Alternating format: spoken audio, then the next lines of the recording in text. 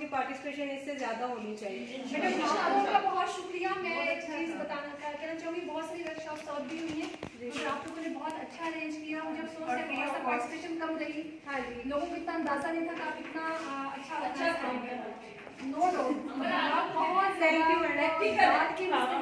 Thank you madam. इसमें सबसे ज्यादा थैंक यू मैडम का बनता है कि उन्होंने सारे सेशन किसी ने जो उतना टाइम मैंने जी फिर बात में जो वर्सेस और जो तीनों सेशन में आमतौर पे बोर हो गए थे, लेकिन एंजॉय किया। और अभी आज देखने से कि मेरा इम्पोर्टेंट मैडम इसमें सबसे इम्पोर्टेंट चीज ये थी कि ये पहली वर्कशॉप थी जो फ्री ऑफ कॉस्ट थी, लेकिन मुझे लगता है हमें